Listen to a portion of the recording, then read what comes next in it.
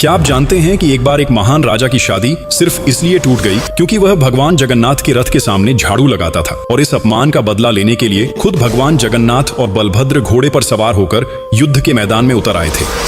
एक बार जब पुरुषोत्तम देव ने कांची के राजा से राजकुमारी पद्मावती का विवाह प्रस्ताव भेजा तो कांची राजा ने उसे अपमानजनक कहकर ठुकरा दिया, क्योंकि पुरुषोत्तम देव छेरा पहानरा रथ यात्रा के समय जगन्नाथ के रथ के आगे स्वयं झाड़ू लगाते थे। उस समय यह सेवा निम्न जाति का काम माना जाता था और इसलिए कांची राजा ने इसे राज परिवार के लिए शर्मनाक बताया। यह साधारण इनकार नहीं था, यह भगवान जगन्नाथ की सेवा का अपमान था। इससे आहत पुरुषोत्तम देव ने कांची पर चढ़ाई की, लेकिन प्रथम युद्ध में पराजित हो गए। हार के बाद वे रोते हुए जगन्नाथ के चरणों में गिरे, जहां उनकी सच्ची भक्ति देखकर स्वयं जगन्नाथ और बलभद्र ने राजा की सहायता करने का निर्णय लिया। कहते हैं दोनों देवता घोड़ों पर सवार होकर युद्ध मार्ग में राजा की सेना से भी आगे चल पड़े।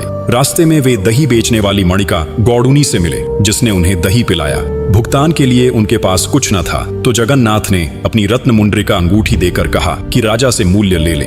जब पुरुषोत्तम देव वहां पहुंचे और अंगूठी देखी तो वे समझ गए कि भगवान स्वयं उनकी सेना का नेतृत्व कर रहे हैं। दिव्य प्रेरणा से भरकर राजा ने पुनः कांची पर चढ़ाई की और इस बार महान विजय प्राप्त की। पद्मावती और कांची की गणपति गोपाला की मूर्तियां सम्मान स्वरूप पूरी लाई गईं। लौटने पर राजा ने एक अनोखा निर्णय लिया। कहा कि पद्मावती का विवाह झाड़ू लगाने वाले से होगा, क्योंकि उसी सेवा का अपमान युद्ध का कारण बना था। अगली रथ यात्रा में छेरा पहानरा के समय स्वयं पुरुषोत्तम देव ने झाड़ू हाथ में लेकर पद्मावती को वरमाला पहनाई और कहा, यदि मेरी सेवा निम्न है तो मैं स्वयं वही हूँ। भगवान जगन्नाथ उसी के साथ खड़े होते हैं जो अहंकार से नहीं, सेवा और भक्ति से जुड़ा हो। इसलिए कमेंट में एक बार जरूर लिखना, जय जगन्नाथ।